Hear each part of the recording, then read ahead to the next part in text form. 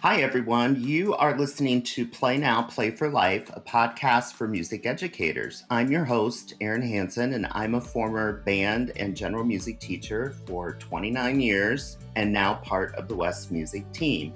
Every episode, we sit down and chat with experts in music education to learn about tricks of the trade and different topics in music education. And I'm very excited about this particular podcast because this is our first international podcast because our guest today is coming all the way from, well, he's in Germany, not here. So today we have Jakob von Wolff from Studio 49, and we're going to be talking about Studio 49. So welcome, Jakob. Thank you, Aaron. It's great to be here. And just as we get started, because I forgot this information, but what is your role at Studio 49? Well, my role since 1 year is I'm the president and owner of Studio 49, third generation since January 2024. Oh, amazing. Okay, because we're gonna get into all that, but I just wanted to clarify. Yeah. Cool.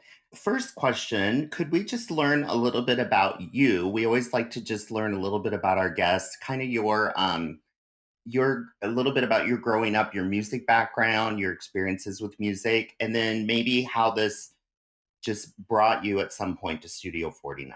Yes. Welcome to give you a short introduction.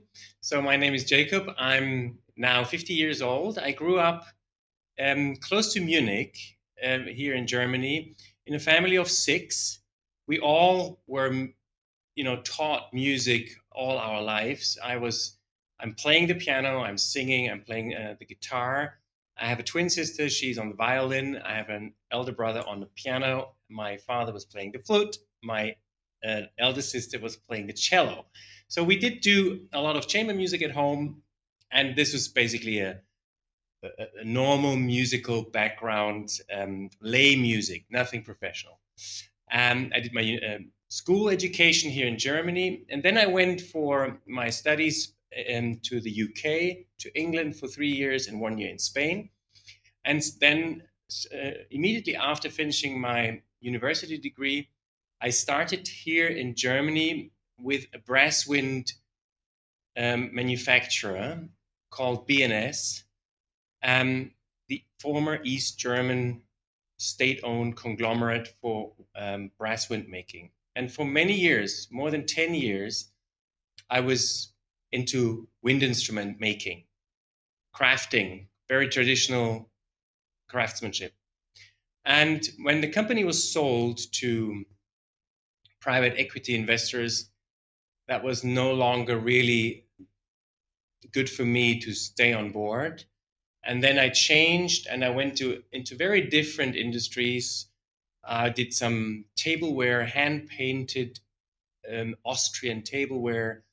I was in high tech, and at some point I was looking for a good place to end up and to really uh, feel at home for the rest of my career. And I was very lucky to be very good friend with Gerhard Meindl, who is for many years the president of the German Association of Musical Instrument Makers. And he connected me with Bernd, my predecessor here at Studio 49, who was looking for succession, and his kids didn't want to continue and step into his company. And we got on very well, and I ended up here as his successor. And that's now a year ago. Wow. Okay, I have so many questions because this is so interesting. First, going back to your growing up, is Yes. it typical over there? Did you have classroom music as you grew up at your school? Is that a typical thing? I'm just being Yeah. curious I now. mean, we do have, let's say, elementary music education at school. Unlike in the US, the music education following elementary education is pretty weak, actually. So it's down to the um, private family initiative to find then a path beyond elementary education. means finding a teacher, finding the instrument you like, and then actually, funding everything yourself. And it's something you do in your spare time. And my father, who was playing the flute and loved classical music a lot, he was really responsible for making sure all his kids learned an instrument properly. And we were, we he was pretty strict on us that we practiced every day and played chamber music together and took it somehow serious in a lay way. And that was my upbringing. And really, for me, it was very beneficial, because now music is my life and has been for 25 years. and and that's pretty So good. did you learn your instruments from a private teacher or did you Yes. learn at home? No, no, no, no. Everyone has a private teacher then, and Okay, has a lesson every week, like you probably have in the US as well. sure. Um, and you usually the teacher comes to your home, or you go to their home, and that's where you taught. Wow, but you had so much music in your home. I mean, with all your Yes, siblings and your father yes, yeah, yeah. We and did have did your mother play something? not really. She played the flute, but not as actively as the rest of the family. She was mainly there to listen and to applaud when appropriate. Well, we always need an audience. You have to have an Yeah, audience. exactly, Okay, exactly. that's interesting stuff to know. I didn't know that about that. So what drew you into Studio 49 and how do you see that as a really good fit for you? Oh yeah. Oh, there's plenty to talk about this. Well, first of Talk all, as long as you want. yeah, I really had the longing, the wish to return full time into the music industry after having left it for some time. But it's pretty hard to find a good place close to your home, suitable for your setup. So what is so suitable with Studio 49? First of all, it's music, something I love and I've been professionally doing for a long time. Second is it's about music education and kids, and that's something very important to me. I have 5 children myself. I do know, you know, I just love kids. I love education.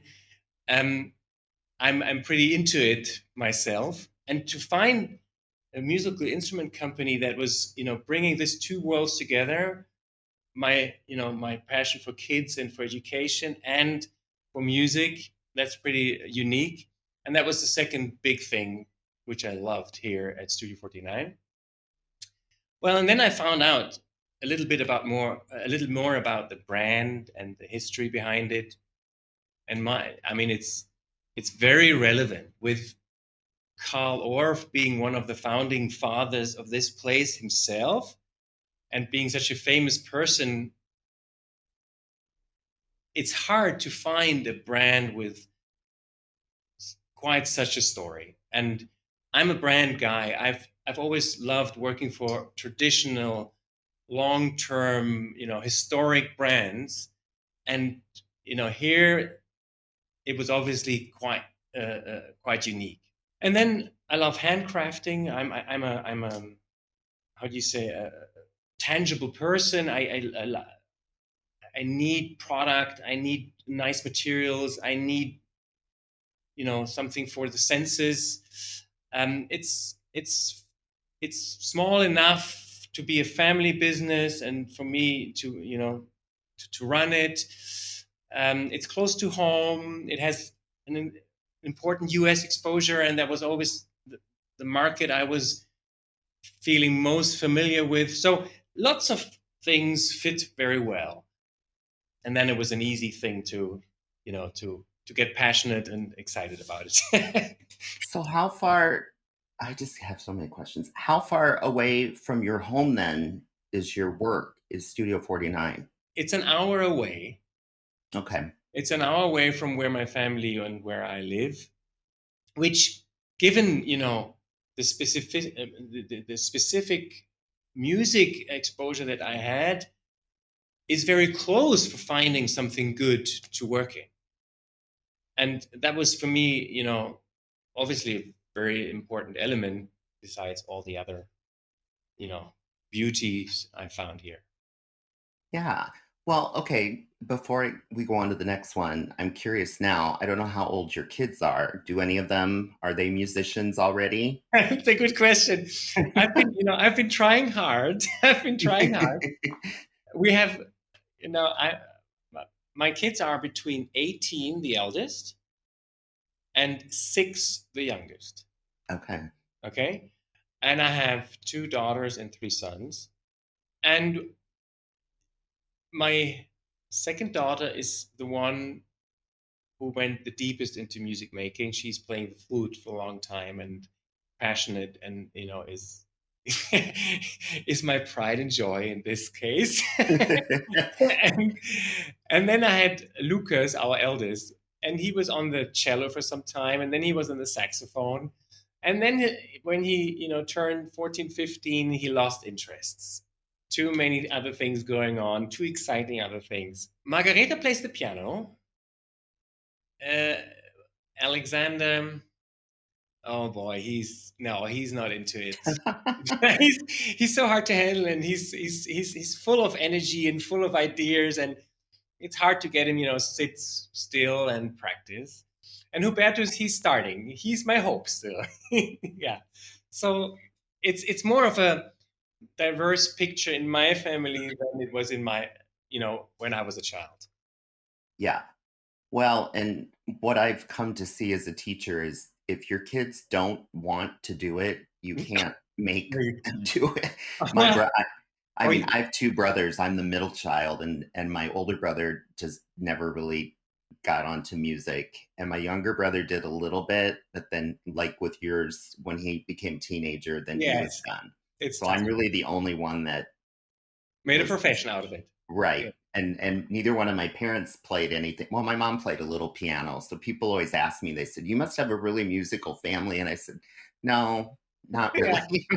Yeah. So we're working on it, but yeah, Oh, that's it's great. yeah, Well, let's talk a little bit about the history of the company. You were already stating that. yeah. I love the fact that Carl Orff was one of the co-founders of this Yes, company. I mean, that's huge. it's Being an amazing. Orff teacher for Yes, me, I mean, it is good.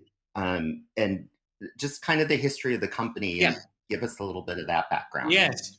Well, it was in the 1940s when, 30s and 40s when Carl Orff, created his whole pedagogy and started developing the right instruments for his ideas. And he then, I mean, he was teaching, he was composing, and he was always looking for a partner to build instruments that followed his idea and followed his needs for both things, for his um, compositions as well as for his education. Because when he composed, he had very interesting ideas about the sounds he needed for his compositions, and he oh, he was in touch with people, solving these issues for him as well as the education side of it. Anyway, and it, he had sort of starting with somebody who was building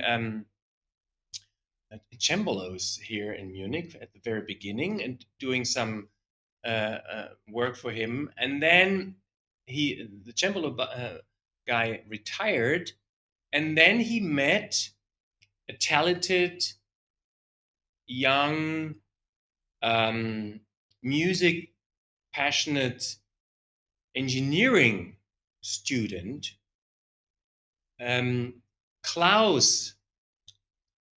And Klaus saw his opportunity here to combine his engineering background with his music passion, and became dear friend with Carl Orff. And he and Carl Orff started to build these instruments and perfection, improve them, and get them ready and expand the line. And when the his ideas about the his concept spread, um, suddenly the demand became much bigger, and and that's when Klaus expanded his production. He started in his backyard, in the garage, basically, with Carl, and then they added to the garage and more garage, and in 1949, then he created a real sort of legal entity called Studio 49, because it was the year 1949. And it was then a very close relation all the way till basically Carl Orff passed away. And Klaus passed away pretty early as well. Um, the company grew in 1969. They actually built the factory that we are in today. Here, close to Carl's hometown, where he taught in Gräfelfing. And then the son, Bernd, he took over and continued the company until a year ago. And so his father was almost 40 years. Klaus Bernd was 40 years. And now it's me starting since a year. And really the company then obviously expanded, the line expanded. They added the orchestral line. They were pretty innovative also on the school instrument line, with bringing the lower volume 1000 series as a completely new concept, big sound, compact size.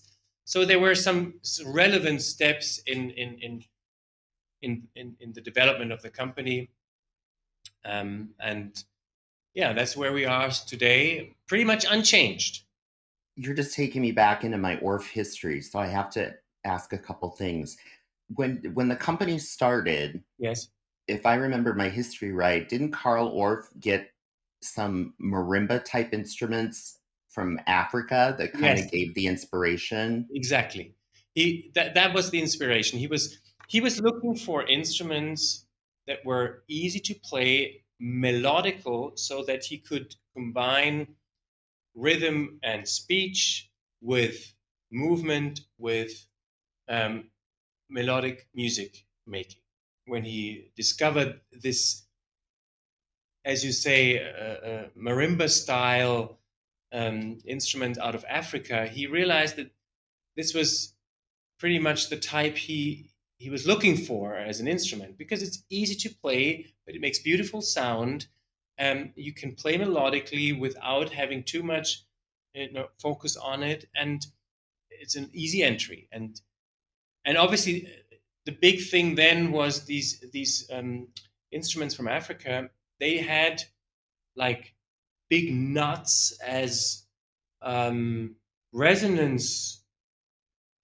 How do you say, resonance boxes underneath each of the individual bars, and that's where he made this, yeah, step of having one large resonant um, box with obviously compartments and so on, now improved, but and make it a standard instrument. And that's what happened over time with Carl and Klaus. So the company started in 1949. Then did the company when did you start selling like to schools and actually getting those instruments in classrooms? Immediately, I mean, actually before 1949 already, in smaller scale, especially in Carl's school himself, because he was teaching and he needed instruments for his school. And that's where it all started.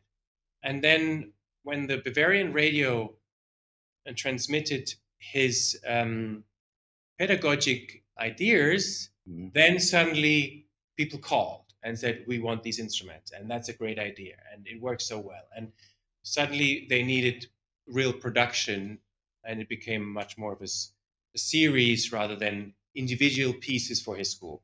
Interesting. Okay, so let me ask this question. Aside from xylophones, glockenspiels, metallophones, what other instruments does Studio 49 specialize in? I know you Yeah, have I percussion mean, equipment. yeah, I mean, to be very clear, the vast majority of what we do is exactly what you just mentioned. We do some additional percussion, um, tambourines, and the English words are always a little difficult. Hand percussion, Sure. stuff like that. And we do a small line of orchestral barred instruments, means orchestral glockenspiels, xylophones, marimba, and vibraphone. But Oh, it's all small, very small in comparison to what we do in terms of educational products.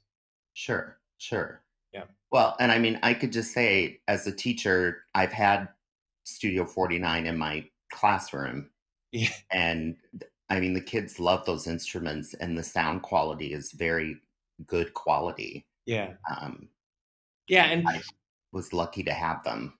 yeah. And this was always very important for Carl Orff. His idea was that it's real music making, and real music making needs the sound quality, otherwise you're not there. And and obviously, yeah, that's still totally um, our main focus. Well, you kind of touched on this a little bit, but is there kind of an overall vision or mission to Studio 49? Yeah, and for me, it's always very important to have a clear picture of, on the one hand, what is the core of our brand and our company, and on the other hand, what's our mission, what's our vision. So I, I had some, I need it for myself really when I talk about the company. So I have 4 points when I say, what does Studio 49 stand for? And the the first thing is, for me, very clear. We follow Carl Orff. He's our co-founder. His idea of quality in the elementary music education is our guideline. Second, we honor our origin. Means we are in Germany, we stay in Germany, and this is never going to change. Third, we believe kids deserve quality. So it's all about quality in terms of sound, intonation, and sturdiness, easy handling. Fourth, we strive for unique service, and that's where we want to be seen as a company where it's easy to get replacement and spare parts. You need to be able to repair your instruments because this makes you happy for more than a generation. if small things can be easily repaired and changed. So that's really the four things we stand for. We follow Carl Orff, we honor our origin, we believe kids deserve quality, and we strive for unique service. That's the core of our brand, of our company.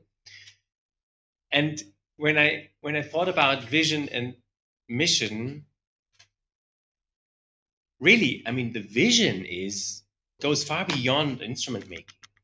The vision is, we want a world full of kids making music. I mean, that's really what motivates us and what we dream of. Um, Also, we want to empower teachers to open hearts for music making. It's That's one step closer to our instruments. It's an empowering tool for teachers. Very clearly, we preserve Carl Orff's vision of quality music education. It's part of our mission. And my mission as well is, I want to continue the mothership of Orff instrument making, where I honor the heritage, but also lead with ideas and innovation. It's a tough one, But it's a beautiful challenge to have these two things, honor the heritage, continuing a mothership, and on the other hand, be leading in innovation and have good ideas. That's really my mission. Well, I love everything you just said. I love that you talked about the quality of the instruments and the sound, and also having children all around the world getting to Yes, make music, because I've hardly ever met a child that doesn't enjoy getting to a xylophone or totally. whichever one. Of course, they love the bass bar for some reason, but they everybody wants to play. So I will say to you though that teachers are scared to fix our instruments because we're always afraid we're going to do something wrong. And fair enough. Sometimes it's better for professional to fix our instruments, but they need access to the right spare and repair parts. And Yes. that's what we want to facilitate and make easy. And I totally admire Klaus and Bernd because they have designed instruments for 80 years, always with the idea that with every change they can actually go back with their parts, especially with the bars, to the very beginning. So you can actually get replacement bars back to 1949. And I think that's amazing. That is amazing. It's beautiful. I think as a teacher, we had a workshop and we had somebody from West Music come. I think it was Judy. And it was all about repair and things we could do. So we were all supposed to bring, one of our broken Yeah. instruments. And I Yeah. mean, some of the stuff she showed us, I mean, we're all gasping because we're just like, I can't believe she just did that.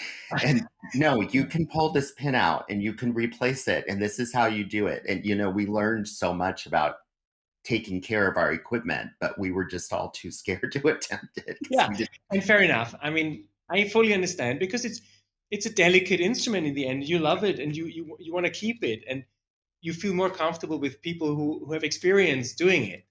But they need support as well. They need to have access to, whatever they need to make it happen. And that's where we want to be a good service partner. Yeah. Yeah. So now let me ask, we're still talking history here a little bit. When did your partnership with West Music kind of begin? That's an interesting story. Well, the thing is, you know, I started in the wind instrument segment pretty much 26 years ago. And we were a larger manufacturer, and whoever wants to be relevant in the music industry has to be well represented in the US because that's where the biggest market is. And we have been, at the time, we were pretty badly represented there. So I started traveling a lot to the US, doing the dog and pony show, going from one dealer to the next and introducing our instruments and so on. And pretty early on, I, you know, met Steve, Ryan at the time, Andy, um, West, and we started, you know, we started to become business partners. They bought our wind instruments, and they were very relevant for us. They opened lots of channels for our wind instruments in the US beyond their own store, and so they were always one of our focus, people for our brass wind making. So I spent a lot of time with them. We went skiing together, and we have been at the Oktoberfest together, and it was real fun.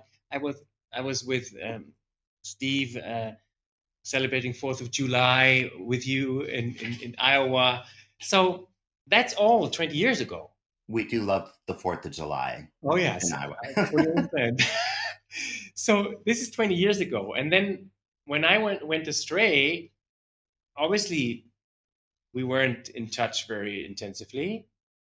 But now returning here, it was beautiful because I knew that West music was very important for the Orff community, and us being, part of it, I knew that we would be in touch again, and it was just beautiful to see everybody again and meet the same people than 25 years ago. Yeah.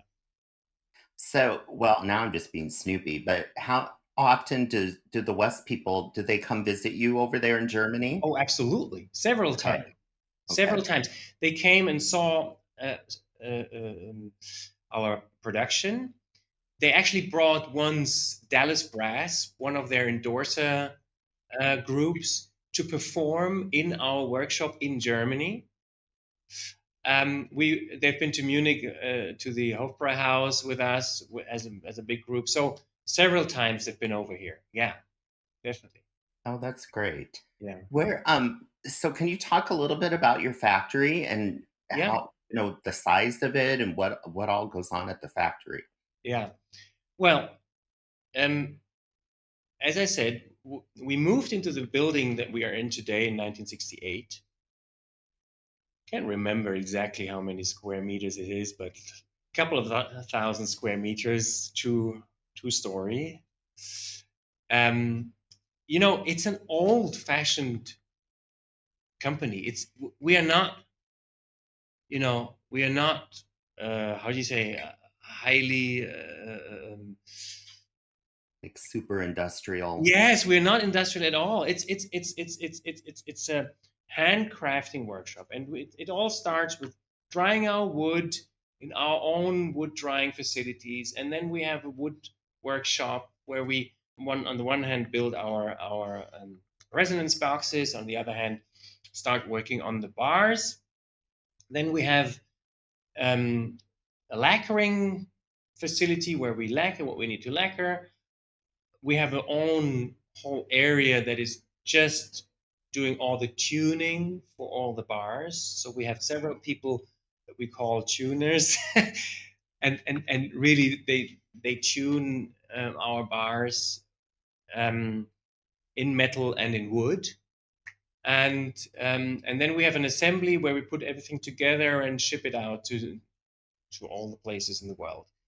It's a what I like, it's a very familiar atmosphere. We are 35 people. We know each other. We call each other by names, and I don't know, we go out and we go beyond just working hours. Um, it's We have many people who have been with us for a long time. Our head tuner has been with us for 46 years. Oh, wow. He started at the age of 16 and he's now retiring in a year and a half. So it's amazing. He knows wood and he knows bars better than anybody else. Um, yeah, it's and we do everything ourselves here. So we buy planks of wood and and long metal bars, and then we cut them and do the whole thing. Um, but that's what makes our instruments, good and unique, and what makes us proud, and that's what we live for. So Yeah. yeah, Could you talk a little bit about with your barred instruments, what each line? I know you have a couple lines with Studio 49. yes. I mean, I we have three lines. The most important line is the what we call the 2000 lines. It's the traditional sized, biggest sound, best wood, largest sound box or resonance box, traditional designed instruments. And that's really where all our care and knowledge goes in as much as we can. It's the Honduras rosewood that we dry 8 weeks continuously with our very specific drying process, where it's where we add humidity and take more humidity out, and add some more and take more out, just to make sure it's a perfect, relaxed, and piece of wood that has perfect vibration. And that's the 2000 line. And then we have the 1000 line, which is a different wood, Paurosa, West African Paurosa, and which has these compact resonance boxes, which make them very, easy to handle, easy to store. You can play them on a table. You can store many more instruments than normally in your classroom because they are compact, and they still have an amazing sound for their size and the wood. The wood is I would say the second best in terms of its sound qualities, but obviously not quite as smooth, more overtone, a little harder than our Honduras. And then, so that's the 1000. And then we have the 1600, and that's pretty much, the combination of the traditional resonance box with the Paurosa bar, and basically bringing these two worlds somehow together for a more economic intermediate sound. And the same logic is for our metallophones.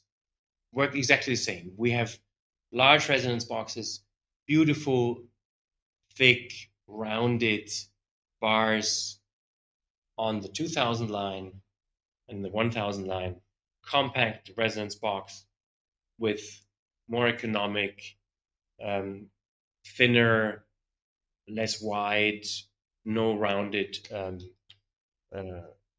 bars, and the 1600, the combination of 1000 bars, 2000 resonance bars. As far as the wood, when you dry the wood, I'm just Mm-hmm. curious now. My dad does woodwork. What's the average time to dry the wood? How long does that take? Is that like days? Oh no. Oh no, definitely not. Well, Okay. first of all, I mean, we are very proud to dry the wood ourselves, because, and it's not just for the pride, but it's because our process is very specific and brings out a different result than a traditional dry.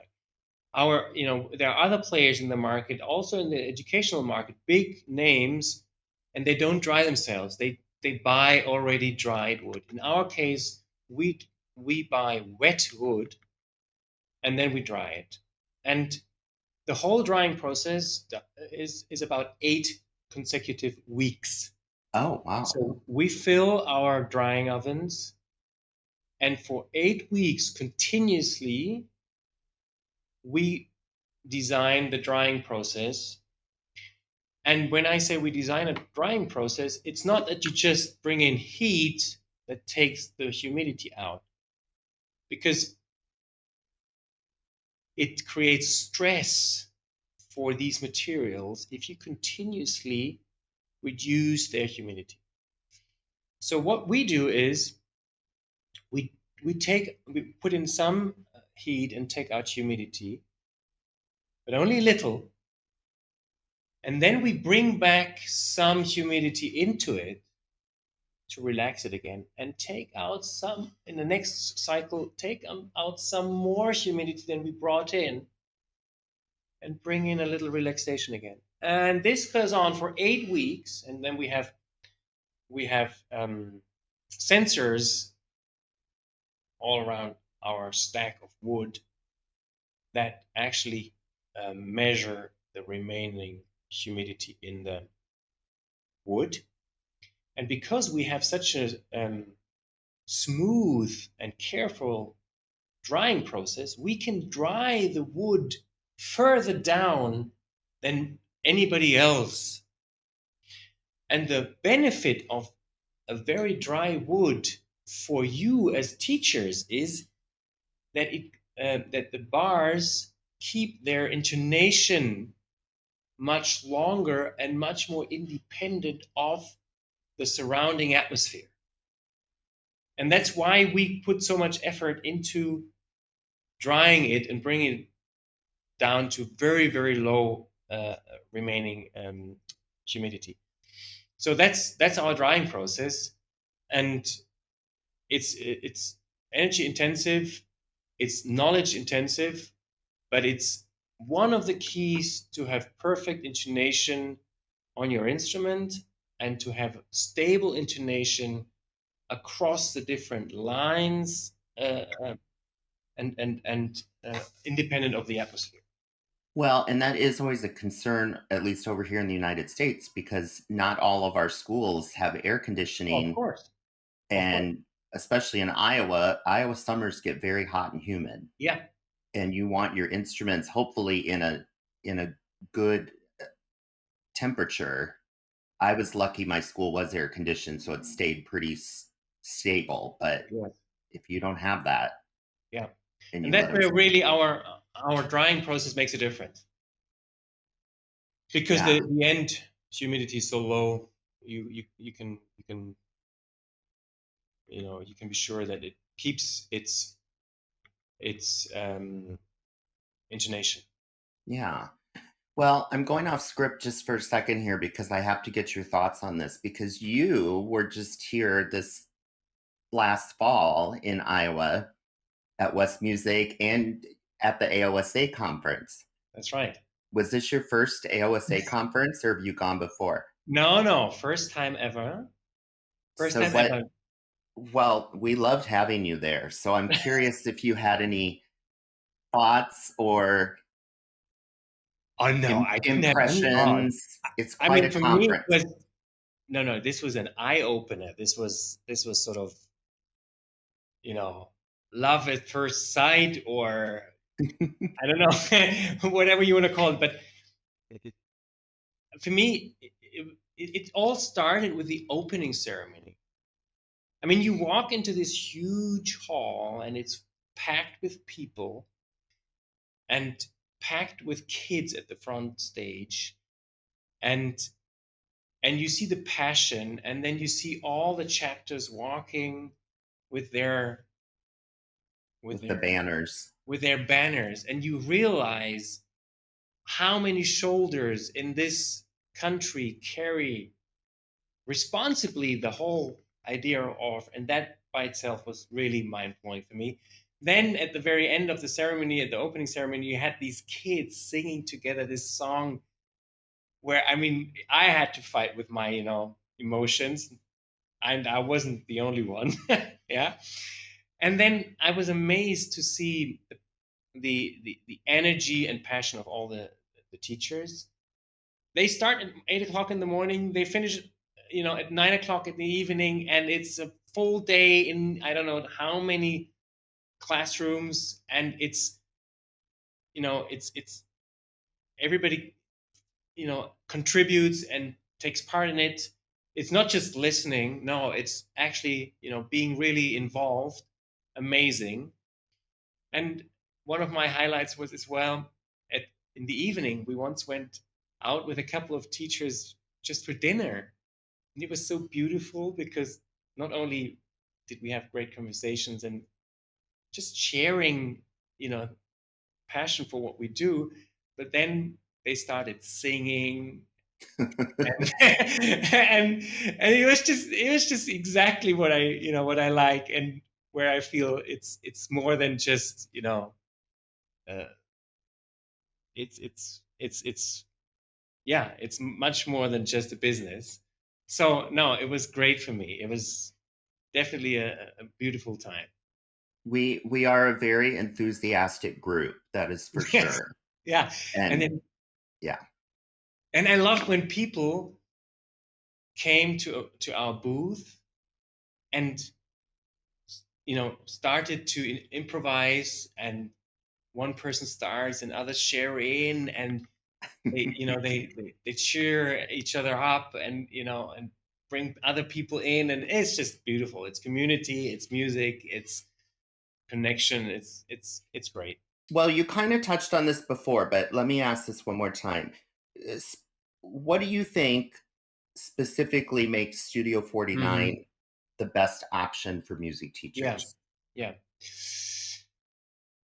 I mean, you don't have to sell me because I've already used yeah, Studio and 49 in my room and I loved them. yeah, I yeah, had the and 2000s. it boils really down to the key. What moves us is quality in sound, intonation, and sturdiness. And I think that's where we stand out. The good thing with Studio 49 is that you can combine instruments from the different lines and they work well together. That's because they all come from here and they go through the same hands and the same tuners. And we make sure that if you play a 1000 series with 1600 and 2000, it's no problem. That's one big advantage beyond that they're overtone tuned um, and have a very large and beautiful sound. Um, the second thing is we really think that we want to support the longevity of our instruments, and key for this is easy access to pins, to bars, to all kind of parts, and that's where we are we stand out. That's where we make life easy. Last but not least, we are proud of a very complete product offering that is specific just for the educational world, and that is all made in Germany. It's all handcrafted here. And I like the first point that you brought up about being able to combine the different lines Yeah, because for a lot of teachers, and I've been in this position in my years of teaching, sometimes we don't have control how much money we're going to be allowed to spend. right. Everybody would like to have one line of instruments and have it all be the same. Most of us don't walk into that situation because through the years, different teachers have bought different, and they don't all work well together. Yeah, Where exactly. what you're saying with Studio 49 is at least if you can have all Yeah, Studio 49, they're going to work, well yeah, together. And that's important because that yeah, sound. definitely. And that's the advantage of having everything made here, um, and having the tradition of designing it this way that we can always combine it. Yeah. So with your job, I'm guessing you don't spend a lot of time in the factory, or are you down there quite a bit? Oh yeah, we have to be down 'Cause I'm there. sure you have a lot to do. Yeah, the thing is, I'm taking over after 40 years my predecessor and 40 years his father. So 80 years, same family, and there is the need to for new ideas and improvements, especially when it's down to cleaning up, making space, uh, making sure people have good working tools and machinery, um, making sure that you have young people coming in that you train so that the company has a good future. So I'm a lot also in our factory, in our workshop, working with the people, um, and making sure projects are followed up and put into place. And yes, there's that's the beauty of my job. I do production, research and development, IT, finance, sales, marketing. It's pretty much everything. I But think that's probably enough. it's not that I do everything myself, but I have to be into all these topics in the company, and in quite a few of them, I'm pretty much in details part of the game because that's what you have to have in a small company. We don't have overhead layers departments and second and third layer of leadership, it's all not existing. There's two guys basically leading it. How many employees do you have? 35 in total. Okay. And 28 are in the workshop. So they are really producing. So that's where I have to be around quite a bit. Well, fair enough, I would Yes, say. and I like it. It's what I was looking for. I like, creating things, making things, improving things, having my hands on the product, on the very specific individual problems. That's what I want to do. Well, and I love what you said way back at the beginning of the podcast about why Studio 49. And you said, making music and having children make music. And so it sounds like a perfect fit for you. It is. For me, it is. No And question. you look very happy Yeah. doing that job. So that's always a good thing. Yes. Okay. Yeah. Oh, Definitely. go ahead. No, and I'm saying I'm here now for a year, so it's maybe a little beyond the honeymoon. It's now already reality, and I'm still happy. So that's pretty good. That's excellent news. Now, we always end our podcast with some fun questions. Okay. So, just so you know, there are no wrong answers to these questions. They're just fun music questions. And I can't wait to hear what you're going to say. Because since you are in Germany, I'm very curious about this. Do you have a favorite song that's specific to Germany? Yes. It's called Männer. And it's very famous here with a German singer. Hold on. What's his name again? I know I'm putting you on the spot. Yeah. No, Herbert Grönemeyer. I'm not sure whether you know it, but he's called Herbert Grönemeyer, and he sings Männer, and it's big. It's about men. Okay. Yeah, that's my favorite song. I'm going to have to look it up. Yeah, Herbert Grönemeyer. Oh, I was wondering what you were going to say to that. Okay, that's a good answer. All right. My next question is, which instrument do you think is overperformed? Do you think it's the glockenspiel or the bass xylophone? Overperformed? No, Yes. if at all, it's the glockenspiel. I was hoping you were going to say that. I think the glockenspiel does sometimes get overperformed. I was always taught in my Orff levels it's a color instrument to just add some color. And some people just want to play these frantic melodies on the glockenspiels. Yeah, it's like the trumpet. Yeah. Yes. Okay, well, now I also want to know between these two German composers, who would you rather listen to, Bach or Beethoven? Bach. Ooh, that's what I was going to say too. Yeah, well-tempered piano, wonderful. Okay, and then my last one, hopefully this is an easy one. Just, you might have to think for a second though, but do you have a favorite musical memory in all your years? That's a good question. I always love to hear what people have to say to that one. I have.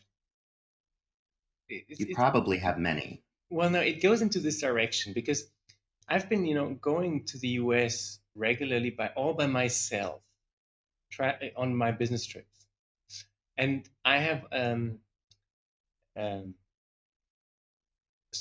specific